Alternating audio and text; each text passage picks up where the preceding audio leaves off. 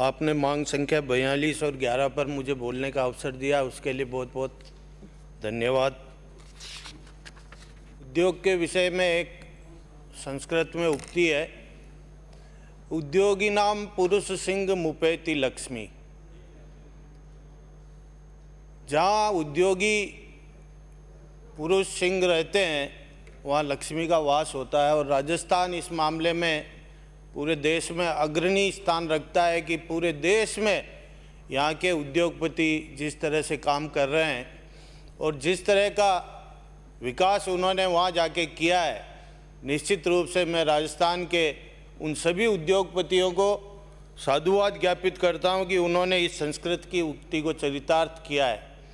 लक्ष्मी का वास वहीं रहता है जहाँ उद्योगी नाम पुरुष सिंह, जो पुरुष सिंह हैं, जो उद्योगी हैं, वो वहाँ निवास करते हैं। आज देश का जो औद्योगिक वातावरण है, मोदी जी के आने के बाद निश्चित रूप से उसमें बहुत भरपूर विश्वास आया है देश में उद्योगों के प्रति। और जिस तरह से हमारे विरोधी लोग चिल्लाते हैं 2 का साथ है, 2 का साथ है, 2 का साथ है, उन 2 ने जो देश का नाम पूरे विश्व में किया है, वैसा नाम तो हमारे यहाँ राजस्थान में अभी उद्योगपति आएंगे तब जाके होगा। मोदी जी ने जो उद्योगों को प्रचार प्रसार करने के लिए जो व्यवस्थाएं दी है इस देश में, आज ईज ऑफ डूइंग बिजनेस में विश्व में भारत का स्थान बहुत ऊपर आने लगा है। जबकि आज से 8-10 वर्ष पहले हम 70-80वें नंबर पे थे, आज हम 30-35वें नंबर पे आ गए हैं ईज ऑफ डूइंग बिजनेस में।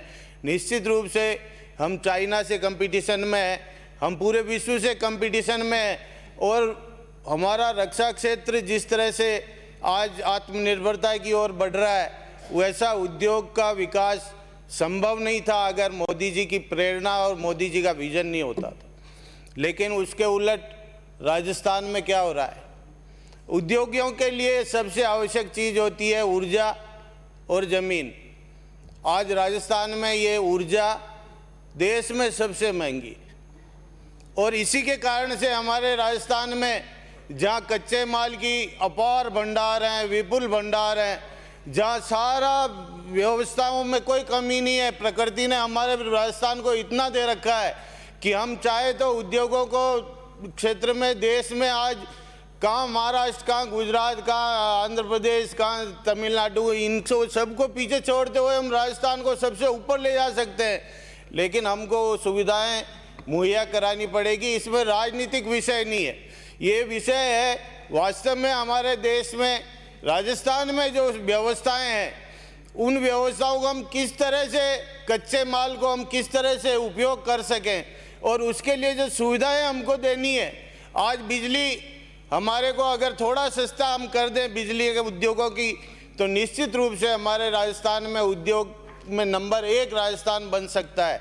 और ज़मीन के मामले में हमारे पूर्व वक्ताओं ने कई बार कहा है कि रिको एक रियल एस्टेट एजेंट के रूप में काम करने लगा है, तो निश्चित रूप से ज़मीन की एक बहुत बड़ी हमारी परेशानी है कि इतनी महंगी ज़मीन है राजस्थान में कि हमको इस बार पुनः विचार करना चाहिए कि किस तरह से हम उद्योगों को आगे बढ़ाने के लिए इन ज़मीनों को किस तरह से हम व्यवस्थित कर सके, पर्याप्त कर सके। आज भीलवाड़ा मेरा औद्योगिक शहर कहलाता है, वस्त्र नगरी के नाम से विख्यात है, लेकिन वहाँ भी ज़मीनों की हालत ये है कि आज उद्योगपतियों को ज़मीन मिलना बहुत मुश्किल है। इतनी महंगी ज़मीन है कि लोग वहाँ से पलायन करके जाना चाहते हैं। गुजरात और MP वस्त्र उद्योग ले जाके 4 उद्योगपति जो हजारों करोड़ों का निवेश करने को तत्पर है, आज वो उधर जा रहे हैं।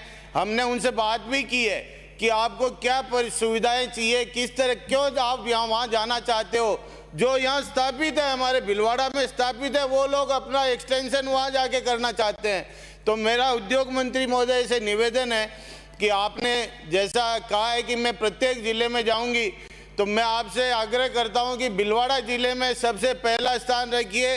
आज मैनचेस्टर कहलाता है वो पूरे देश का, और 10-12 करोड़ मीटर कपड़ा प्रति माह का उत्पादन है वहाँ पे, वस्त्र नगरी के नाम से विख्यात है। और डेनिम जैसा कपड़ा जो आज देश में जीन्स जिससे बनती है, जीन्स की पैंट वगैरह, पूरे देश में दूसरे नंबर पे भीलवाड़ा आ गया है। और इतना ये सब कोई सरकार की मेहरबानी से यार, हमारी हो चाहे आपकी हो, उसकी मेहरबानी से नहीं आया है। ये आया वहाँ के उद्योगपतियों की एंटरप्रेन्योरशिप के कारण से, और एंटरप्रेन्योरशिप के कारण से हमारे वहाँ कोई उद्योगपतियों को कोई कमी नहीं है। लेकिन जो सरकारी साधन और व्यवस्थाएं हैं वो इस तरह की है कि आज बिजली के कारण से हमारे भीलवाड़ा के उद्योगों को बहुत नुकसान हो रहा है। तो उद्योगों की बिजली में किस तरह से हम रियायत प्रदान कर सकते हैं, इस पर विचार करना चाहिए। हमारा उद्योग मंत्री से मेरा एक निवेदन है कि भीलवाड़ा वस्त्र नगरी के नाम से विख्यात है। 125-150 करोड़ मीटर कपड़ा, 125-150 करोड़ मीटर कपड़ा प्रतिवर्ष वहाँ उत्पादित होता है। और टेक्सटाइल पार्क पूरे देश में केंद्र सरकार ने साथ देने का निर्णय किया है। उन 60 टेक्सटाइल पार्क में एक राजस्थान को मिलना निश्चित है। और भीलवाड़ा एक ऐसा शहर है जहां अपार संभावनाएं हैं कपड़ा उद्योग की। आज रेडीमेड के क्षेत्र में अगर हम काम करना चाहें तो वहां के लोग तैयार है, तत्पर है, केवल थोड़ा सा सरकारी सहयोग की आवश्यकता है। वहाँ डेनिम की और विपुल संभावना है, हम विश्व में प्रथम स्थान पर आ सकते हैं। वहाँ जो कपड़ा उद्योग है, जो शूटिंग सेटिंग बनता है, वहाँ का कपड़ा उद्योग हमारा इतना एक्सपोर्ट कर रहे हैं हम, पूरे विदेशों में जा रहा है। तो मेरा आप सबसे निवेदन है कि जो टेक्सटाइल पार्क के मार्ग में जो बाधाएं हैं, उन बाधाओं को दूर करते हुए उसका एकमात्र हक केवल भीलवाड़ा शहर में वो टेक्सटाइल पार्क आना चाहिए। पहले भी मैंने निवेदन किया था, आज भी निवेदन कर रहा हूँ। इतना वस्त्र उत्पादन, कपड़ा उत्पादन कहीं पे नहीं होता जितना भीलवाड़ा में होता है। और 400 फैक्ट्रियां लगी हुई है, 20 प्रोसेस हाउस लगे हुए हैं, और कई व्यापारी उद्योगपति वहाँ काम करने को तत्पर है। कई जो बिहार में रहते हैं हमारे राजस्थानी, जो आसाम में रहते हैं, वो यहाँ भीलवाड़ा में आके अपना धंधा और व्यापार करना चाहते हैं। अगर आप थोड़ा सा सहयोग प्रदान करेंगे तो निश्चित रूप से राजस्थान को हम वस्त्र के व्यापार में, उद्योग में सर्वोच्च स्थान पर ले जा सकते हैं विश्व में। आज हमारे साथी जो राजाखेड़ा से आते हैं वो कह रहे थे बांग्लादेश बांग्लादेश बांग्लादेश।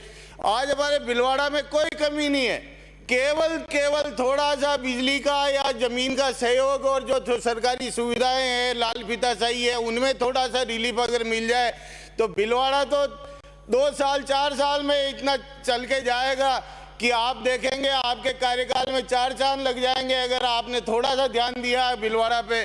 तो मैं आपसे निवेदन करता हूं, आप जब भी भीलवाड़ा पधारें, मैं निश्चित रूप से आपकी पूरी व्यवस्था वहाँ के उद्योगपति करेंगे। मंत्री जी स्वयं विराजमान हैं जो भीलवाड़ा से आते हैं, हम सब आपके सहयोग में तत्पर हैं। आपसे निवेदन है कि आप भीलवाड़ा पधार कर उन भीलवाड़ा के उद्योगपतियों की समस्याओं का निवारण करें, जिससे भीलवाड़ा का वस्त्र उद्योग पनप सके। और उसके अलावा टेक्सटाइल पार्क, मेरा आपसे हाथ जोड़कर निवेदन है, ये जोधपुर जा सकता है, ये पाली जा सकता है, हमारे सभापति महोदय भी पाली और जोधपुर कॉरिडोर को जोड़ के वहाँ टेक्सटाइल पार्क ले जाना चाहते हैं। लेकिन 125 से 150 करोड़ मीटर कपड़ा जहाँ प्रतिवर्ष उत्पादित होता है, टेक्सटाइल पार्क का एकमात्र हक अगर बनता है तो वो भीलवाड़ा शहर को बनता है। इसलिए आपसे मेरी निवेदन है, करबद्ध प्रार्थना है कि टेक्सटाइल पार्क भीलवाड़ा को मिलना चाहिए। सिरेमिक उद्योग के बारे में मैं आपको निवेदन करना चाहता हूं सभापति महोदय कि सिरेमिक उद्योग हमारे भीलवाड़ा का कच्चे माल का भंडार है। और राजसमंद, अजमेर, भीलवाड़ा, उदयपुर, ये ऐसा क्षेत्र है पूरा जहाँ सोडा, फेल्सपार और क्वार्ट्ज के विपुल भंडार है। और सारा माल जो सिरेमिक सिटी मोरबी में जाता है वो सारा इन 4 जिलों से जाता है। और इन जिलों में आज जो गैस की बात हो रही है, हमारे भीलवाड़ा में गैस आ चुकी है।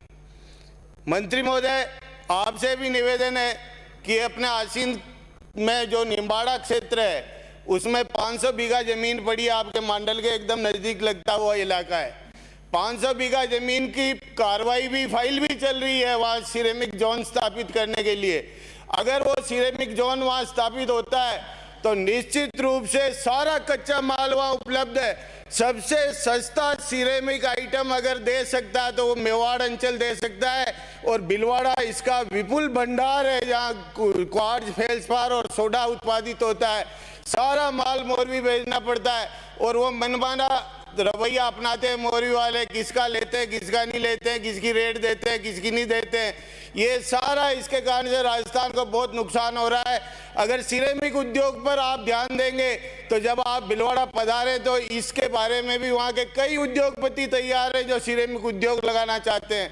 तो आप अगर उस निम्बाड़ा क्षेत्र को एक रिको क्षेत्र में लेके या जिस तरह भी आप करना चाहें औद्योगिक क्षेत्र अगर घोषित कर दें तो वो फाइल चल रही है 5-7 साल से, तो निश्चित रूप से आपका बहुत आभार हम ज्ञापित करेंगे। देवस्थान के विषय में एक मेरा निवेदन है कि जो जमीनें अभी बार जोगेश्वर जी गर्ग ने भी उठाया था मामला, माननीय सदस्य ने, जो जमीनें देवस्थान विभाग की मंदिरों को दी गई है वो कोई सरकार ने नहीं दी है, वो जागीरदारी प्रथा के समय से उनके पास है। और आज उन मंदिरों की दुर्दशा है, उन पुजारियों की भी दुर्दशा है। मेरा निवेदन है कि कई जगह जहाँ जहाँ ये हाईवे वगैरह निकल रहे हैं वो ज़मीनें सरकार अवाप्त कर रही है और वो सरकार अवाप्त करने के बाद उनका जब मुआवजा आता है वो देवस्थान विभाग में जमा होता है, न तो उस मंदिर को मिलता है न पुजारी को मिलता है। तो मेरा सरकार से आग्रह है कि नियमों में अगर संशोधन की आवश्यकता हो तो उन जमीनों का मुआवजा उस मंदिर को, संबंधित मंदिर और उन संबंधित पुजारी को मिले, जिससे उनका रोजगार, जीवन यापन भी सही तरीके से हो सके और मंदिरों की व्यवस्था भी माकूल हो सके।